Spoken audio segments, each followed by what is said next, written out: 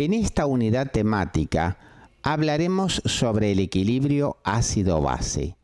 ¿Qué es un ácido? ¿Qué es una base?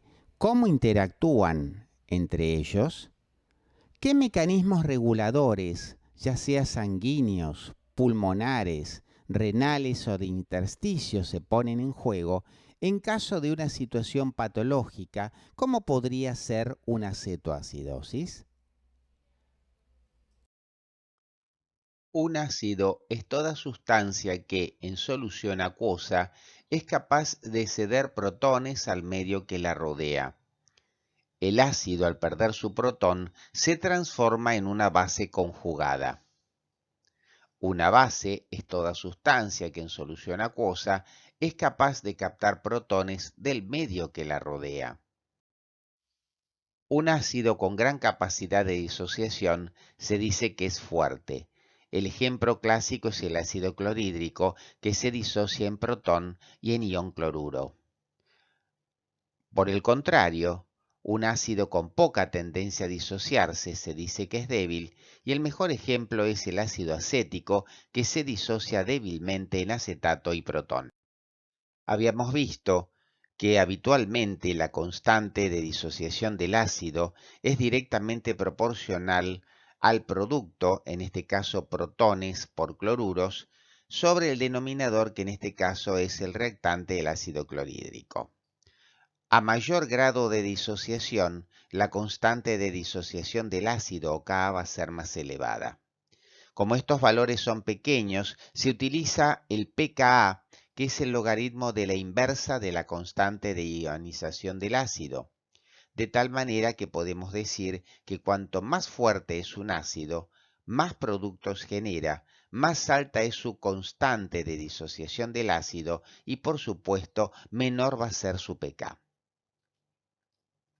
Habíamos visto que el agua es un electrolito débil que, a los fines pedagógicos, se disocia en protón y oxidrilo.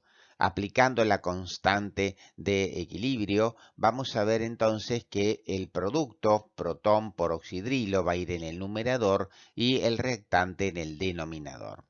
Relacionando dos constantes, en este caso la constante de equilibrio del agua y la concentración molar de agua que está en el denominador, tenemos un nuevo producto que es el Kw o producto iónico del agua.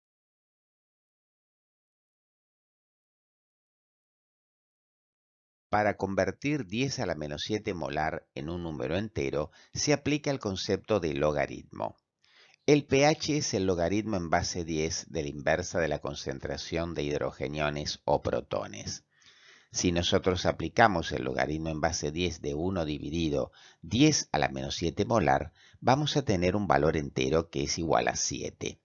Ese es el valor que se considera como valor de referencia para la neutralidad. El agua pura es neutra, por ejemplo. El pH fisiológico es igual a 7 y, por supuesto, es equivalente al pOH. Por eso podemos definir el pH como el logaritmo con signo negativo de la concentración de hidrogeniones o, de alguna manera y pedagógicamente con más asidero, decir que el pH es el logaritmo en base 10 de la inversa de la concentración de hidrogeniones. Es la mejor manera de expresar que la relación entre el pH y la concentración de hidrogeniones es inversamente proporcional. Entonces, si aumenta el pH, disminuye el pOH y viceversa. Entonces quedamos que la sumatoria de pH y pOH debe ser siempre igual a 14. El concepto de pH es una medida del grado de acidez, neutralidad o alcalinidad de un medio biológico. Existe una relación inversa entre el pH y la concentración de hidrogeniones, es decir, que al aumentar la concentración de hidrogeniones desciende el pH y viceversa. Obsérvese que el concepto de pH se trata de una relación logarítmica. Si el pH es 1, la concentración de hidrogeniones es 0.1 molar. En cambio, si el pH es 4, la concentración es 0.0001 molar. Quiere decir que entre el pH 1 y el pH 4 hubo una diferencia de 3 unidades matemáticas. En cambio, la concentración de hidrogeniones disminuyó 1000 veces. Ese es el concepto de escala logarítmica que tiene el pH. El pH de la sangre arterial y del fluido intersticial es normalmente de 7,38 a 7,42. Obsérvese el pH en los distintos líquidos biológicos. La orina tiene un pH ácido alrededor de 5, la saliva 6,9, el estómago alrededor de 3 y el intestino, que es líquido en bicarbonato, alrededor de 8.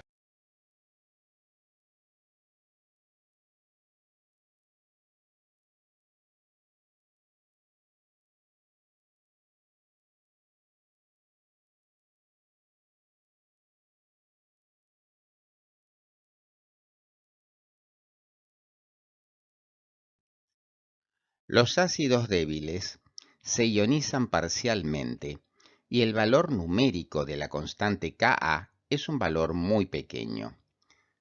Por pasaje de términos podemos determinar que la concentración de hidrogeniones es directamente proporcional a la K por el ácido sin disociar y en el denominador ubicamos a la base conjugada. Podemos aplicar el logaritmo negativo a toda la relación y entonces determinamos que el pH es igual a la suma del pKa más el logaritmo del aceptor de protones en el numerador y el dador de protones en el denominador. Esto es lo que se conoce como la ecuación de Henderson y Hasselbalch, que tiene gran valor predictivo en los equilibrios protónicos. ¿Qué sucede cuando la concentración del aceptor de protones es equimolar con el dador de protones? En ese caso, aplicando la ecuación de Henderson y Hasselbalch, tenemos que el pH es igual a la sumatoria del pK del ácido más el logaritmo de la relación aceptor-dador de protones. Si las concentraciones de ambos son equimolares, obviamente la relación va a ser igual a 1 y el logaritmo en base de 10 de 1 es 0. Por lo tanto, cuando la concentración del aceptor de protones es equimolar a la del dador de protones, el pH es igual al pKa.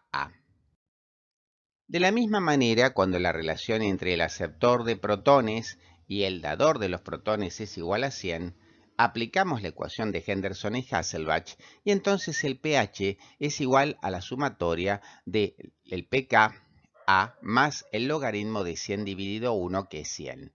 El logaritmo en base 10 de 100 es 2, por lo tanto, cuando la relación entre el aceptor de protones y el dador de protones es igual a 100, el pH es igual al pKa más 2. De la misma manera, cuando la relación entre el aceptor de protones y el dador de protones la relación es 1 en 10, vamos a tener, aplicando la ecuación de Henderson y Hasselbalch, que el pH es igual al pKa menos 1.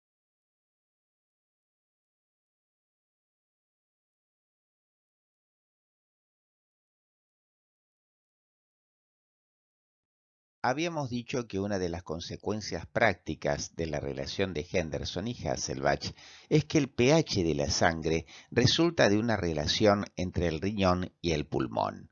El riñón es capaz de reabsorber bicarbonato y el pulmón es capaz de exhalar anhídrido carbónico. Por eso podríamos decir también que el pH es una relación entre el exceso de base, dado por la mayor o menor capacidad para reabsorber bicarbonato que tiene el riñón, y la mayor o menor capacidad que tiene el pulmón de eliminar anhídrido carbónico.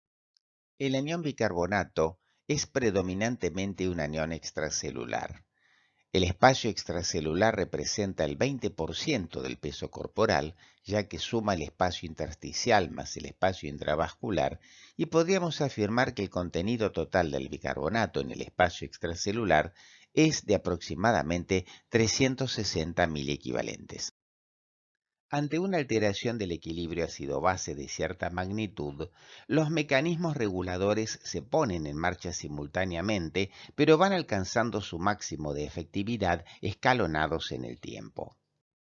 ¿Cuánto tiempo tardan los mecanismos reguladores en ponerse en marcha? Los más rápidos son los sistemas amortiguadores sanguíneos, que se ponen en movimiento aproximadamente a los 30 segundos de haberse producido el desequilibrio ácido-base. los intercambios iónicos entre la célula y el intersticio a las 3 horas, el mecanismo pulmonar se pone en juego alrededor de las 6 horas y el mecanismo renal, que es compensatorio y lo hace de manera completa, recién se pone en marcha a los 3 días. Dentro de los sistemas amortiguadores sanguíneos, el más importante es el sistema del bicarbonato ácido carbónico. ¿En qué consiste? El glóbulo rojo transporta anhídrido carbónico, que es el producto de combustión de los distintos tejidos, y el cual reacciona con agua dentro del glóbulo gracias a una enzima denominada anidrasa carbónica para formar ácido carbónico. Este ácido carbónico espontáneamente se disocia en protón y bicarbonato y el bicarbonato por un mecanismo de contratransporte sale hacia la sangre, en tanto el cloruro entra para mantener la electroneutralidad dentro del glóbulo rojo. Ese cloruro a su vez va a reaccionar con potasio que se libera durante la disociación del oxígeno de la hemoglobina. En segundo lugar, dentro de los sistemas amortiguadores sanguíneos, se encuentra el sistema de los fosfatos. El fosfato se encuentra unido al sodio, de tal manera que existen dos formas, el fosfato disódico y el fosfato monosódico. La interconversión de los mismos dependerá de la presencia de protones en el medio, de tal manera que en la acidosis el fosfato monohidrogenado actúa como aceptor de protones pasando a dihidrogenado y en la alcalosis va a ocurrir lo contrario.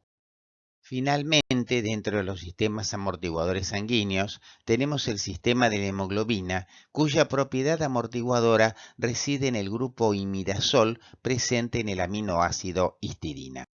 En los intercambios iónicos entre la célula y el intersticio, gracias a la bomba de sodio y potasio, por cada 2 sodios y un protón que salen normalmente de la célula, entran 3 potasios. Sobre el centro respiratorio, situado en el piso del cuarto ventrículo a nivel vulvar, los cambios de pH, los cambios en la PO2 o en la PCO2 pueden alterar de alguna manera la frecuencia y amplitud de los movimientos respiratorios. El mecanismo renal tiene a su vez distintas etapas.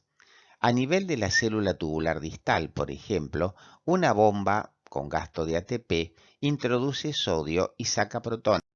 En un segundo mecanismo, a nivel de la célula tubular renal, el anhídrido carbónico y el agua, al igual de lo que ocurría en el glóbulo rojo, gracias a la anhidrasa carbónica, forman ácido carbónico, el cual se disocia en bicarbonato y en protón.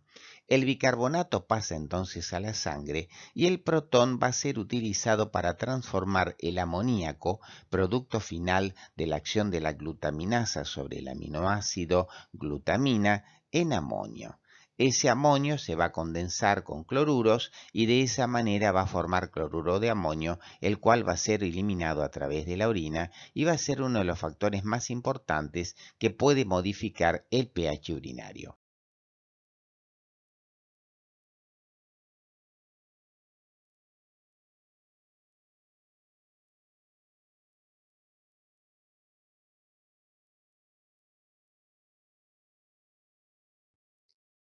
Debemos destacar que el mecanismo renal es el único capaz de compensar totalmente el desequilibrio ácido-base, situación que ocurre, como habíamos visto, alrededor del tercer día de haberse producido el desequilibrio.